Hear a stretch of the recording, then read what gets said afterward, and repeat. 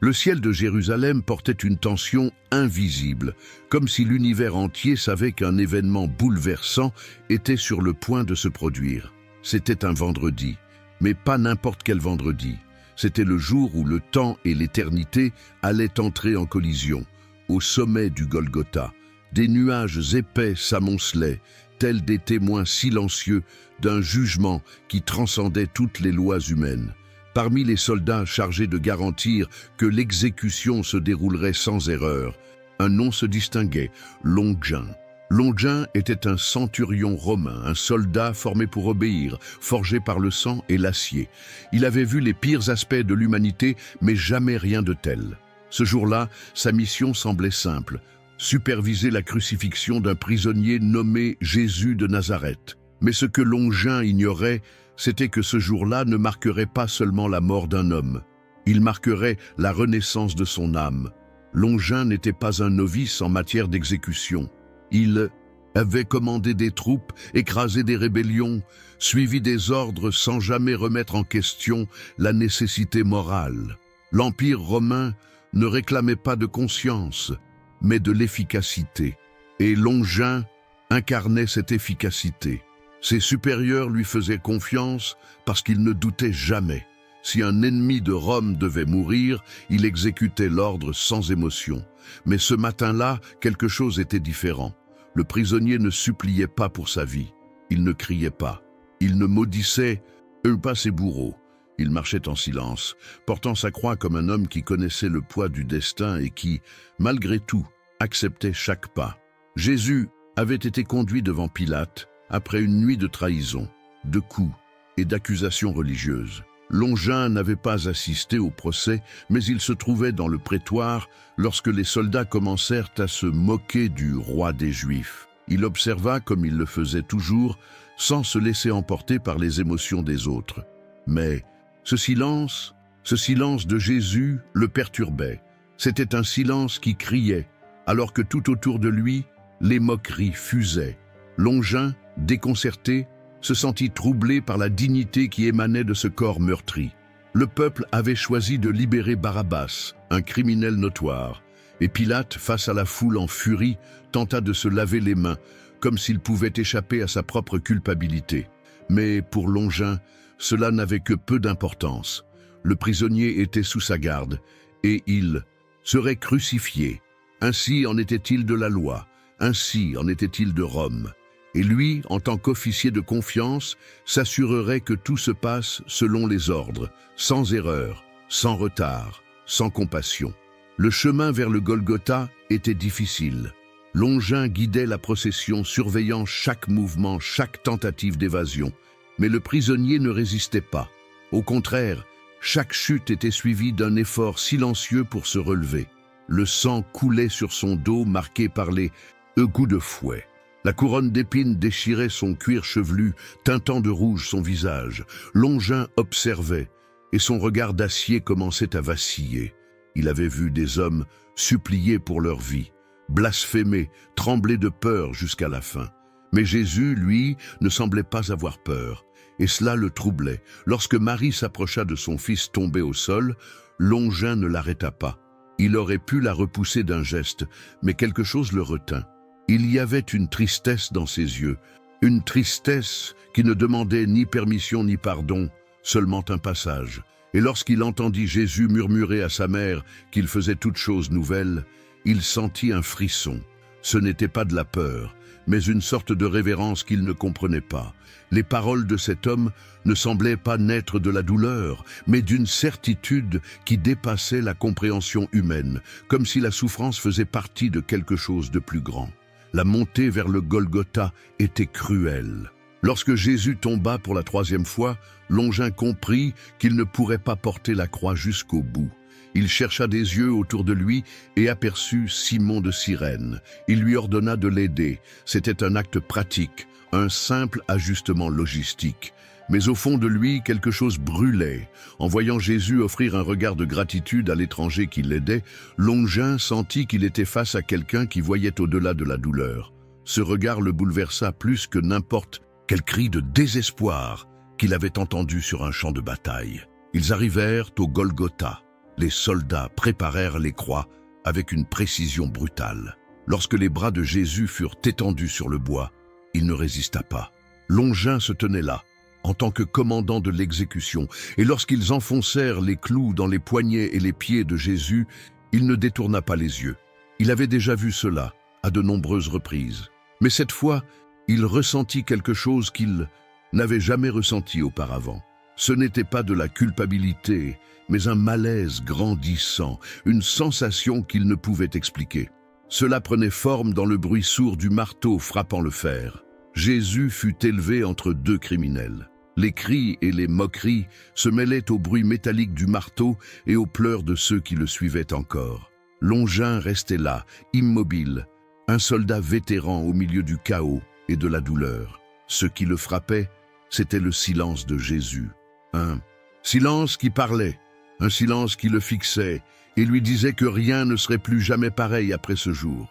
Lorsqu'il entendit le voleur repentant demander à être souvenu dans le royaume et que Jésus lui promit le paradis, son cœur s'agita. Quel genre d'homme offre le salut alors qu'il est en train de mourir? Les heures passèrent et quelque chose d'inhabituel commença à se produire. Le ciel s'assombrit. Longin, expérimenté dans les batailles, n'était pas un homme superstitieux, mais cette obscurité en plein jour lui rappela les anciennes histoires de signes divins.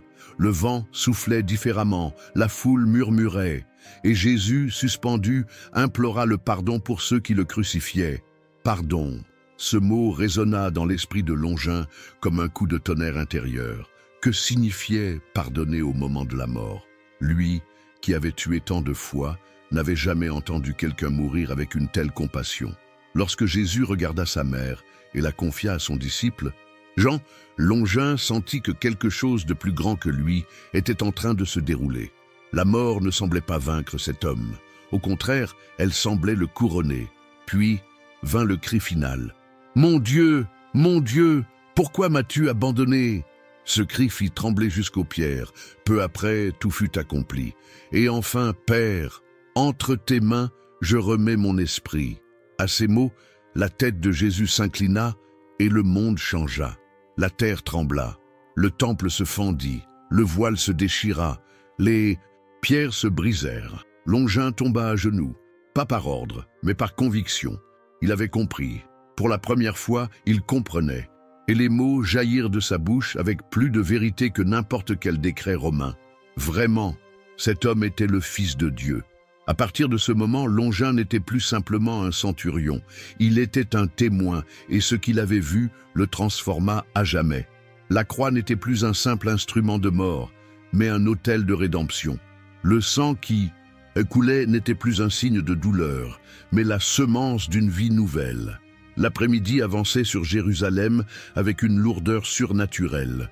La foule, qui s'était précédemment moquée, commençait à se disperser dans un silence envahi par une inquiétude qu'aucun des plus religieux ne pouvait nommer.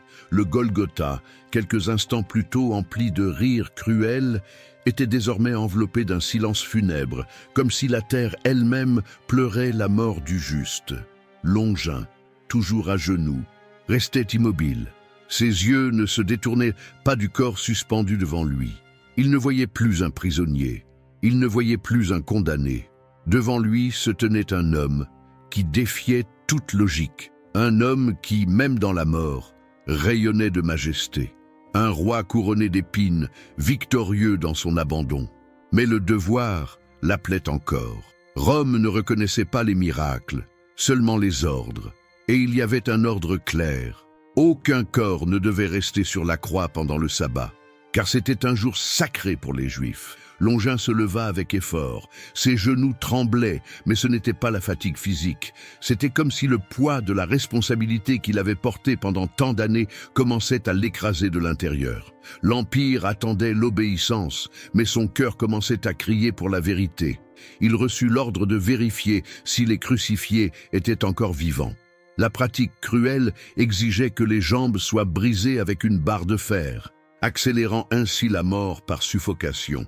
Les soldats s'approchèrent des deux voleurs et exécutèrent l'ordre sans hésitation. Le bruit des os se brisant résonna comme un coup de tonnerre aux oreilles de Longin. Mais en regardant Jésus, il savait qu'il était déjà mort, la tête inclinée, les yeux clos, le corps sans résistance. Malgré tout, Longin devait confirmer la mort. Tenant sa lance à deux mains, il s'approcha de la croix. De l'extérieur, ses gestes étaient fermes, mais à l'intérieur, un tourbillon se formait. Il savait que cet acte marquerait son destin. Il savait que ce n'était pas seulement de la chair qu'il allait transpercer. Et lorsqu'il enfonça enfin sa lance dans le côté de Jésus, ce qu'il vit le désarma complètement. Du sang et de l'eau jaillirent, mais ce n'était pas seulement la mort qui s'y trouvait, c'était un témoignage. C'était l'accomplissement des prophéties qu'il n'avait jamais lues, mais qu'il ressentait maintenant dans sa chair. Le mélange de sang et d'eau coula jusqu'à sa main, une partie éclaboussant son visage. Ses yeux, qui brûlaient depuis si longtemps d'une étrange douleur, semblèrent soudainement se clarifier. La tradition raconte que Longin souffrait d'un problème de vision et qu'à cet instant précis, il fut guéri. Mais même s'il n'y avait pas eu de guérison physique, quelque chose se produisit là. Sa cécité spirituelle fut guérie. Pour la première fois, il voyait vraiment. Il voyait, et ce qu'il voyait était l'agneau de Dieu, offert par amour, sans rancune, sans vengeance. Les jours suivants furent marqués par l'inquiétude.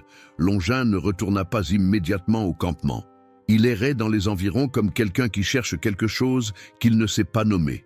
Il évitait les regards de ses camarades soldats. Il évitait les ordres de ses supérieurs. Ce qu'il avait vu l'avait laissé en ruine, mais pas une ruine de destruction. Non, c'était une ruine de renaissance, comme si tout ce qu'il croyait solide s'effondrait pour faire place à quelque chose de bien plus grand. Les échos de la crucifixion ne se taisaient pas. Il rêvait du visage de Jésus, il réentendait les paroles prononcées sur la croix. Et au plus profond de son être, il sentait qu'il n'avait pas participé à la mort d'un homme, mais au sacrifice du Fils de Dieu. Peu de temps après, des rumeurs commencèrent à circuler à Jérusalem.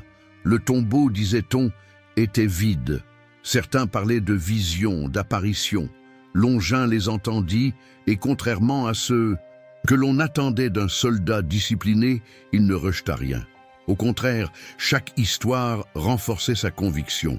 Il croyait, non pas par logique, ni par doctrine, mais parce que son esprit reconnaissait la vérité. Jésus était mort, mais Jésus était vivant, et cette certitude grandissait dans son cœur comme un feu qu'il ne pouvait éteindre. Longin abandonna son poste. Il retira son armure, rendit son épée, et avec cela, il renonça à tout ce qui le définissait jusqu'alors. Il n'était plus au centurion. Il n'était plus un instrument de Rome. Il était simplement un homme en quête de rédemption. Il s'approcha des disciples, écouta leur récit et partagea le sien. Avec le temps, il commença à prêcher. Personne ne doutait de son témoignage. Il était là, il avait enfoncé la lance, il avait dit « Vraiment, cet homme était le Fils de Dieu ». Et cela faisait de lui un prédicateur avec autorité, non pas une autorité d'orateur, mais celle de celui qui a souffert, vu, cru et été transformé. Il voyagea dans les régions de Césarée et de Cappadoce, des lieux où le nom de Jésus était encore une nouveauté. Mais lorsque Longin parlait, les gens écoutaient. Il y avait de la puissance dans ses paroles. Ce n'était pas le pouvoir d'un orateur éloquent, mais celui de quelqu'un qui avait vécu l'expérience de la foi. Il ne cachait pas son passé, il ne fuyait pas sa responsabilité. Au contraire, c'était précisément le fait d'avoir été l'exécuteur qui rendait sa foi si profonde. « Je l'ai tué », disait-il, « mais il m'a donné la vie. » Et beaucoup pleuraient en entendant son récit. Mais Rome ne tolérerait ni désertion, ni conversion. La nouvelle d'un centurion prêchant un roi crucifié commença à irriter les autorités locales. L'Empire ne se sentait pas menacé par des philosophies, mais par la foi, car la foi touchait le cœur des hommes bien plus que les épées. Longin fut poursuivi, arrêté et interrogé. On lui offrit la liberté, en échange d'une seule chose, renier le Christ. Mais il refusa, même face à la torture, même face à la mort. Pour lui, rien n'avait plus de sens sans celui qui l'avait transpercé. Il n'était plus soldat, il était serviteur, un martyr. Il fut conduit hors de la ville. On raconte que le ciel était clair ce jour-là, qu'il n'y avait ni obscurité, ni tonnerre, ni tremblement de terre. Mais dans le cœur de Longin brillait une lumière que aucun bourreau ne pouvait éteindre. Il s'agenouilla comme il l'avait fait au Golgotha, et avant d'être décapité, il leva les yeux au ciel. Il ne supplia pas pour sa vie, ne chercha pas vengeance. Il murmura simplement « Père, entre tes mains, je remets mon esprit. » Et ainsi, il mourut, comme le Maître, avec la même paix, avec le même amour. Son corps fut enterré en Cappadoce, la région qu'il avait évangélisée. Rapidement, les chrétiens locaux commencèrent à visiter sa tombe. Ils rapportaient des guérisons, des visions, des conversions. Sa tombe devint un sanctuaire, et son nom, autrefois craint comme celui d'un centurion, était désormais vénéré comme celui d'un saint. Longin, celui qui a vu, celui qui a cru, celui qui est mort, pour celui qui est mort pour lui en premier. L'Église reconnut son témoignage, et son nom rejoignit la nuée des martyrs qui ont tout donné par amour pour le Christ. Mais son histoire est plus qu'un récit sacré, c'est un miroir, un appel. Car nous, tous, d'une manière ou d'une autre, nous sommes déjà trouvés au pied de la croix. Nous avons nié, douté, blessé. Mais la croix n'est pas un lieu de fin, c'est un lieu de rencontre. C'est là que le soldat devient disciple, là que l'aveugle voit, là que l'endurci se rend. Et aujourd'hui, 2000 ans plus tard, Longin parle encore. Sa vie prêche encore. Son histoire résonne toujours. Parce qu'il ne s'agit pas seulement de lui, il s'agit de nous. Et si vous êtes arrivés jusqu'ici, peut-être êtes-vous aussi devant la croix.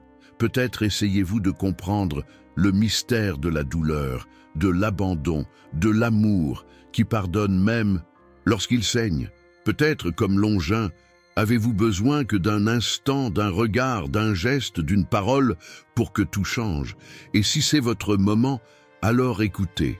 Vraiment, cet homme est le Fils de Dieu, et il est vivant, et il vous appelle. Si cette histoire a touché votre cœur, ne la gardez pas pour vous. Abonnez-vous à la chaîne, activez la cloche et partagez cette vidéo avec quelqu'un qui a besoin de se rappeler qu'il y a de la rédemption, même pour ceux qui portent de lourdes culpabilités. La croix n'a pas été la fin de Jésus, ni celle de Longin, et elle n'a pas non plus à être la fin de votre chemin. Laissez un commentaire pour dire d'où vous regardez et ce qui vous a le plus marqué. Que la foi de ce centurion éveille aussi la vôtre. À bientôt dans la prochaine vidéo.